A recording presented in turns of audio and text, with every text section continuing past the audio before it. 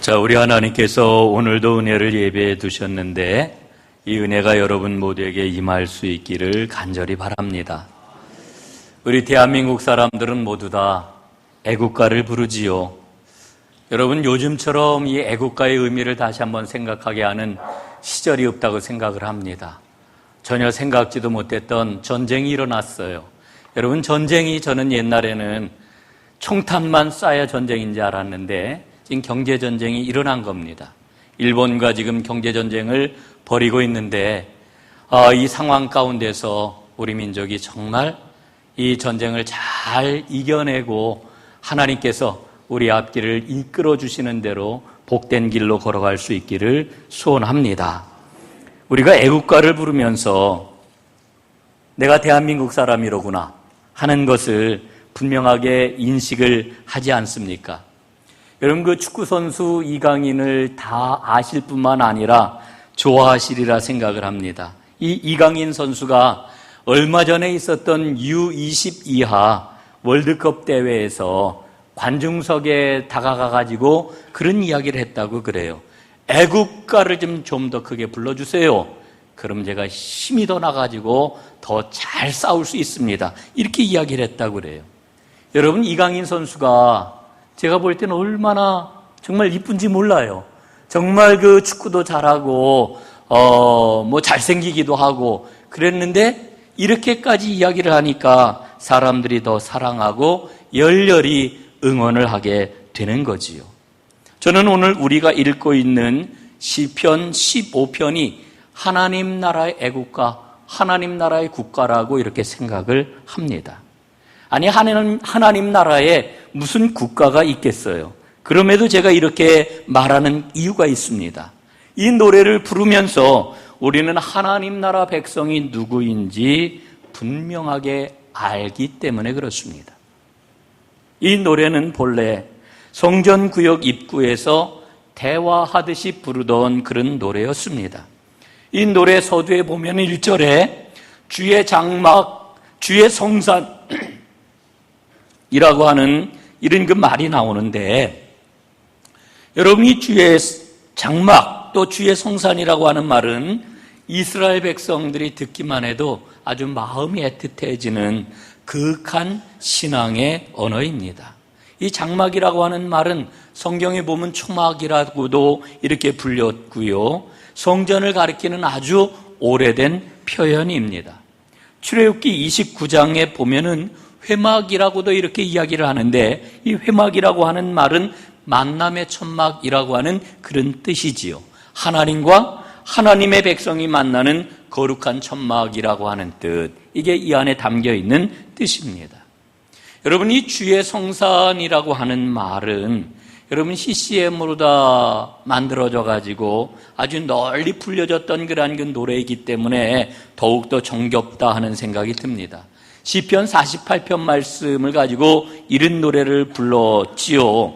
크신 주께 영광 돌리세, 하나님의 성에서 그의 거룩한 산에서 터가 높고 아름다워 온 세상의 기쁨, 저 북방에 있는 시온산 큰 왕의 성일세, 싱 할렐루야, 싱 할렐루야, 싱 할렐루야, 큰 왕의 성일세.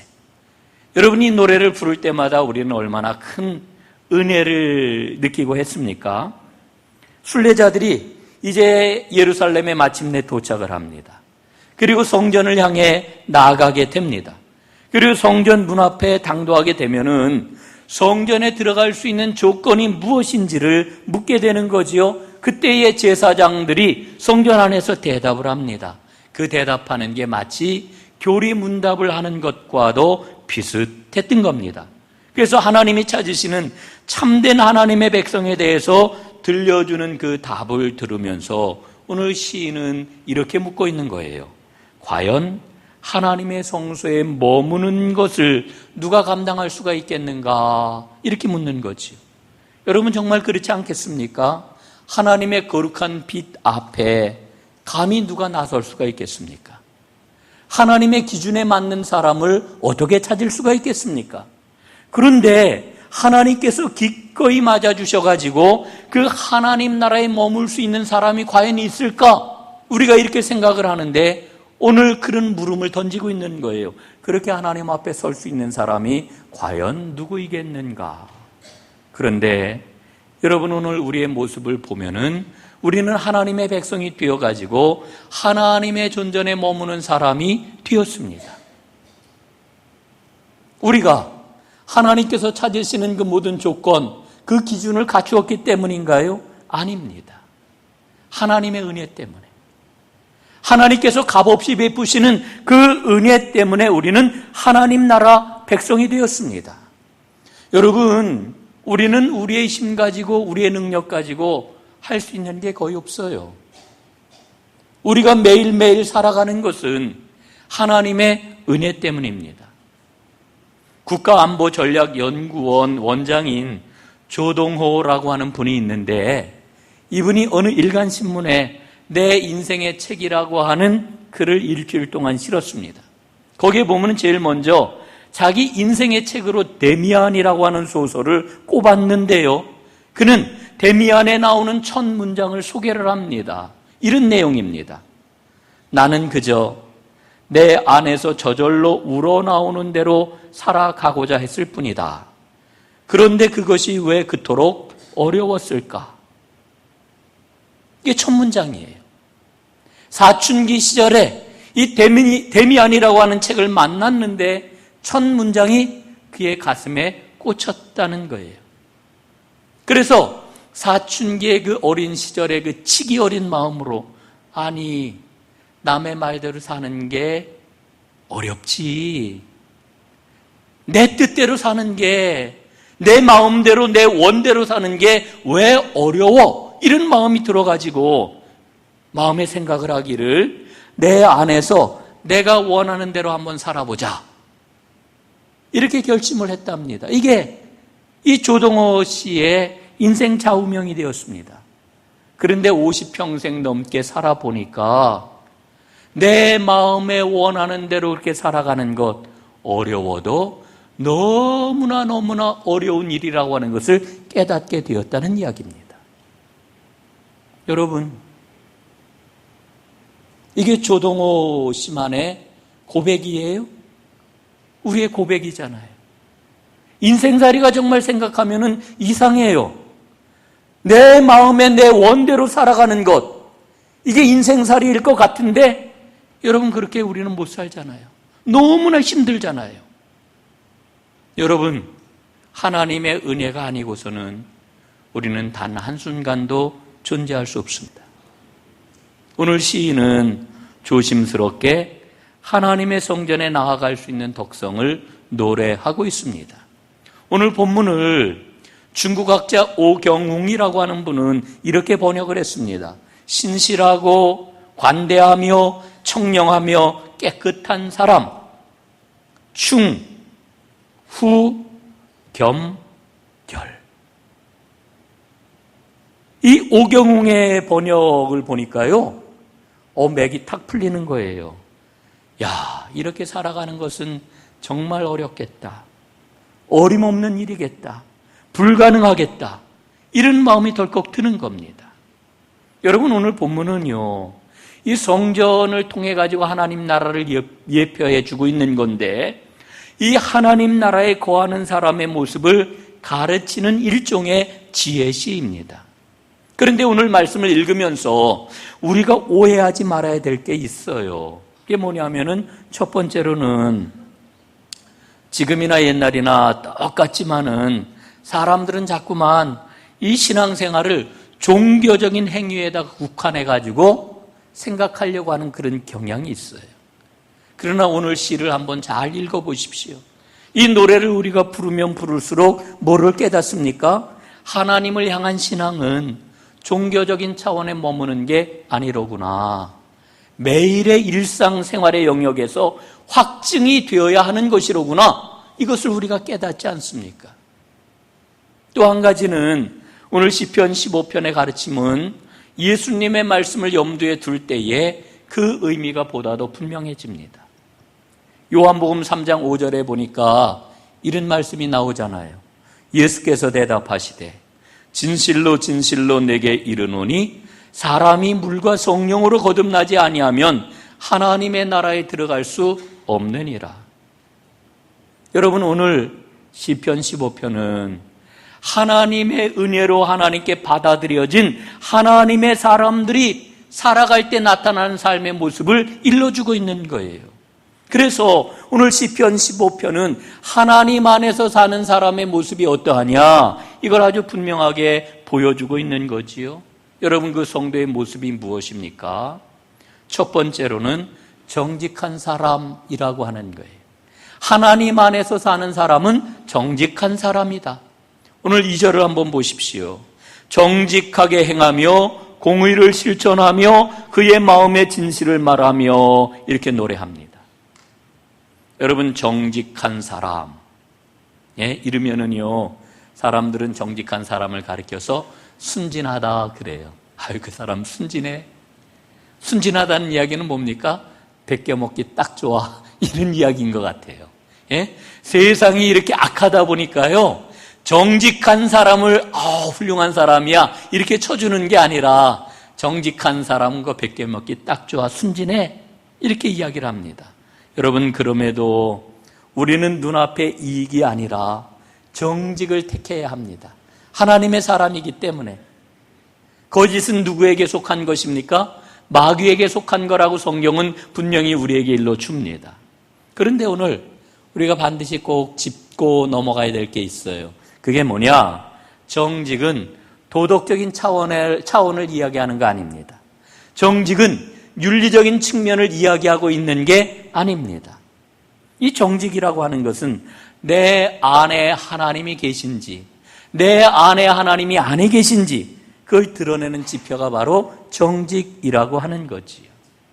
뭐 정직한 사람 그러면은 그 안에 담겨 있는 뜻을 우리가 살펴보면은 비난할 게 없는 사람, 흠이 없는 사람, 온전한 사람, 이런 뜻이 그 안에 있어요. 근데 이 정직이라고 하는 것, 하나님 앞에 정직이라고 하는 것을 어떻게 설명을 해야 될까? 참 굉장히 고민스러워요. 그런데 성경 말씀을 읽던 중에 이 정직을 설명하라 할 수 있는 아주 좋은 이야기를 발견했습니다.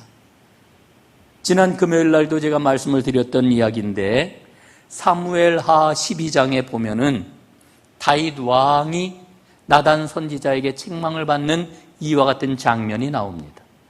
하나님의 말씀을 가지고 나단 선지자가 다윗을 찾아가지요. 여러분, 다윗 왕이 무슨 짓을 저질렀습니까? 우리아의 아내를 범했습니다. 간음죄를 저질렀습니다. 그리고는 그 간음죄를 숨기기 위해서 우리아를 불러들였지만은 우리아가 넘어가지를 않아요. 그래서 우리아를 어떻게 합니까? 가장 치열한 전쟁터로 보내가지고서는 그 전쟁터에서 적군의 칼에 맞아 죽게 합니다.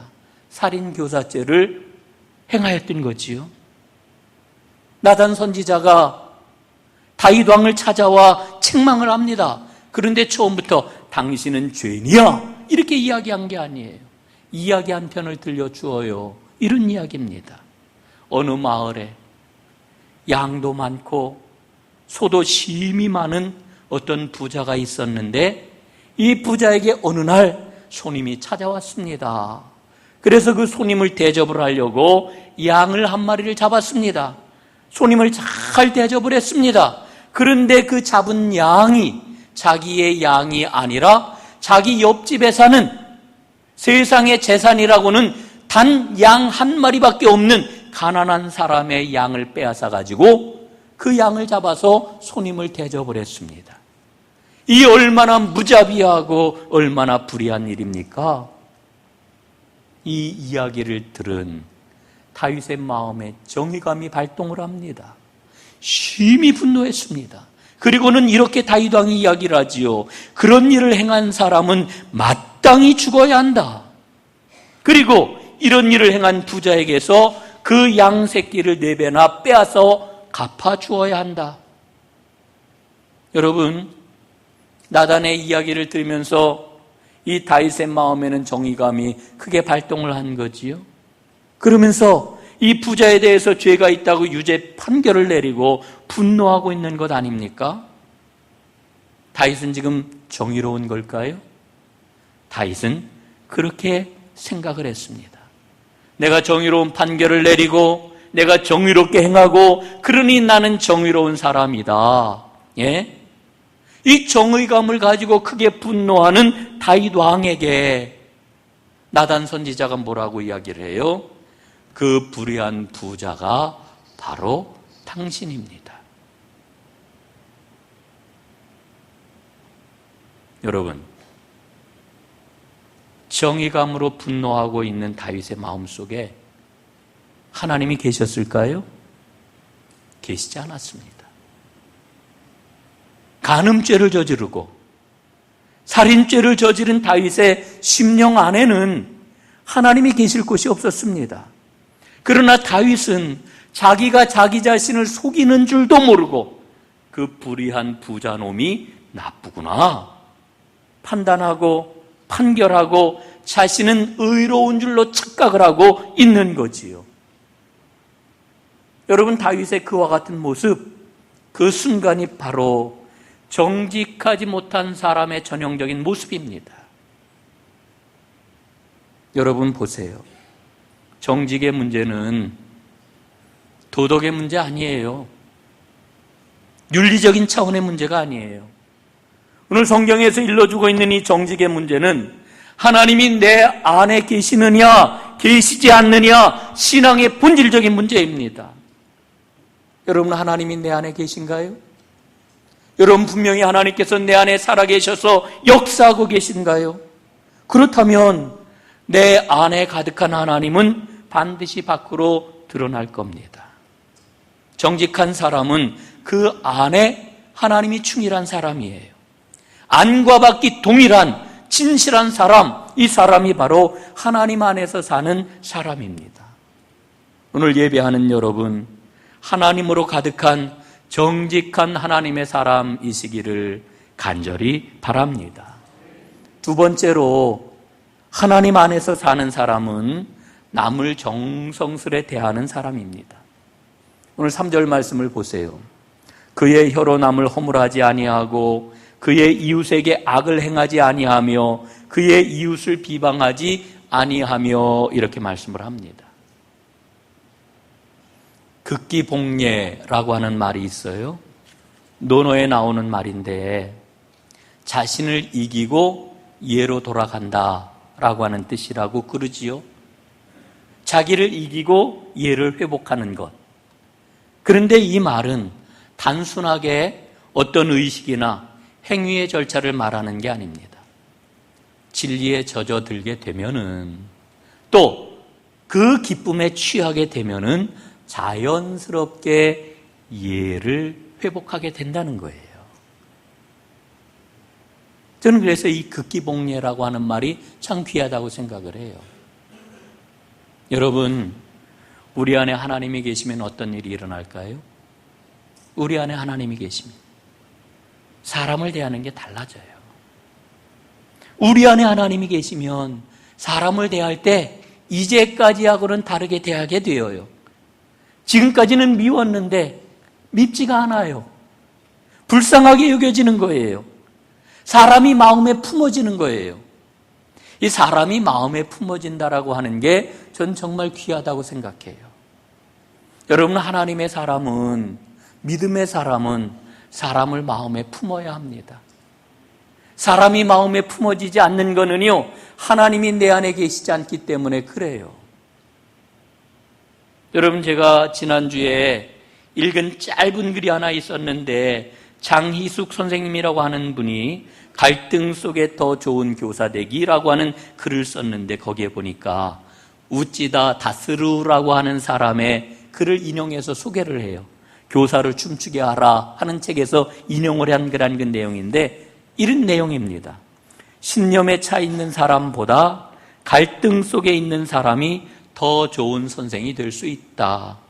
제일 불행한 교사는 아이들을 싫어하는 교사다. 아이들을 싫어하는 교사. 이게 아이들을 품지 못하는 교사지요.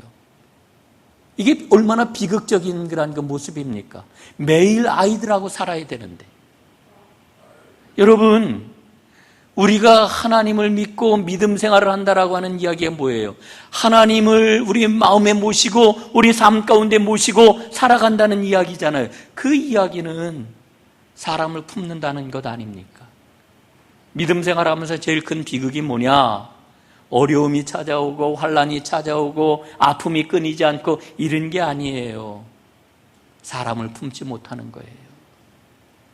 사람을 품지 못하는 거. 여러분, 하나님이 내 안에 계시고 하나님과 함께 동행을 하게 될 것 같으면은 하나님 나라를 보게 됩니다. 말이 달라지게 되고요. 행동이 달라지게 되어 있어요. 이 은혜가 오늘 예배하는 여러분과 저에게 임할 수 있기를 간절히 바랍니다. 조금 다른 차원의 이야기처럼 들릴지 모르겠습니다만은 간디가 아주 유명한 이야기를 남겼어요. 우리가 정말 귀담아 들어야 될 이야기입니다. 나는 예수님을 좋아하지만 그리스도교 신자는 싫다. 이 이야기를 한 배경이 있대요. 영국 런던에서 공부할 때 한 번은 교회를 찾아갔답니다. 그런데 교회에서 냉대를 받았어요. 유색인종이라고, 식민지 백성이라고 냉대를 받은 거예요. 그래서 그는 이야기하기를 나는 예수님을 좋아하지만 그리스도교 신자는 싫다. 그런데 오늘 우리 대한민국에서 우리 사회에서도 이런 목소리를 어렵지 않게 들어요. 나는 예수님을 좋아하지만 교회는 싫다. 교회 신자들은 싫다. 여러분, 우리가 성경을 깊이 들여다보고 교회 역사를 살펴보면은요, 신실한 믿음의 사람들은 모두 다 말씀의 사람들이었던 것을 발견을 해요. 말씀 앞에서 그 말씀을 붙잡고 씨름하며 말씀 앞에 순종하고 말씀대로 살려고 했던 사람들이 신실한 위대한 믿음의 사람들이었던 것을 발견하는 거지요. 제가 어느 목사님의 설교를 듣다가 재미있는 이야기를 들었어요. 이런 이야기입니다. 어느 가게 주인이 동네 사람들에게 막 교회 목사님을 칭찬을 하는 거예요. 이거 참 대단한 것 같아요. 아니, 동네 슈퍼 주인이 목사님을 막 칭찬을 해요. 근데 그 목사님은 부임하신 지 얼마 안 되는 그런 목사님이었대요. 가게 주인이 이야기를 합니다. 아유, 그 목사님이 설교를 그렇게 기가 막히게 해요. 예? 이 이야기를 듣고 손님이 그 주인에게 물었습니다. 아유, 그래요? 목사님이 지난주에 무슨 설교하셨어요? 이랬더니 주인이 대답을 하기를 저는 교회 안 다녀요.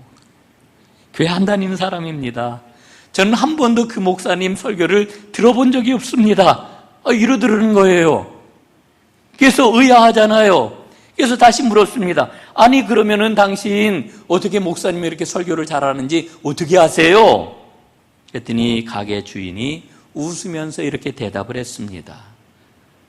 그거요, 그 교회 교인들이 목사님 새로 오시고 나서 외상값을 정말 잘 갚거든요. 그러더래요. 여러분, 이 이야기는 정말 그 재미있는 그런 그 이야기이지만 많은 걸 생각을 하게 해요. 여러분, 초대교회 성도들을 한번 생각을 해보십시오. 이들은 핍박을 받았습니다. 핍박을 받으면서 전도를 했습니다. 그런데 그 모습을 보고 세상 사람들이 거기에서 하늘을 느끼기 시작한 거예요. 초대교회 성도들의 모습을 보고 거룩한 두려움이 생기기 시작했던 거예요. 우리가 신앙생활을 하다 보면은요, 종종 마음의 불평도 생기고 원망도 생기고 그러잖아요. 저도 그렇습니다. 제 마음의 원망이, 제 마음의 불평이 가시지 않을 때였는데 기도를 하는데 문득 이렇게 저 스스로에게 묻게 되었습니다. 성경을 보면은 불평과 원망은 환경 때문에, 상황 때문에 생기는 게 아니라고 분명하게 일러주시는데, 하나님, 그러면 내 안에 지금 하나님이 안 계시는 겁니까? 이렇게 질문을 던지게 되니까 제 마음에 큰 두려움이 찾아왔습니다. 여러분 정말 한번 생각을 해보십시오. 광야 이스라엘 백성들이 그들 마음에 하나님이 안 계시니까요, 조금만 어려워도, 조금만 힘든 일을 만나도 불평하고 원망하고 대적하고 미워하고 정죄하고 이러지 않았습니까? 여러분, 오늘 우리는 우리 자신에 대해서 분명하게 보아야 해요. 내 안에 하나님이 계신지. 여러분, 하나님이 계신가요? 내 하나님이 내 안에 살아 계신가요? 그럼 분명히 하나님이 내 안에서 살아 계셔야 합니다. 그러면은 우리는 하나님을 배우는 것처럼 사람들을 정성스럽게 대할 수가 있습니다. 하나님이 살아 계셔서 여러분 모두가 그의 혀로 남을 허물하지 아니하고 그의 이웃에게 악을 행하지 아니하며 그의 이웃을 비방하지 아니하는 진정한 하나님의 사람들이 다 되시기를 주님의 이름으로 축복합니다. 세 번째로, 하나님과 함께 사는 사람은 하나님을 경외하는 사람이라고 일러줍니다. 4절을 한번 보십시오. 그의 눈은 망령된 자를 멸시하며 여호와를 두려워하는 자들을 존대하며 그의 마음에 서운한 것은 해로울지라도 변하지 아니하며 이렇게 말씀합니다.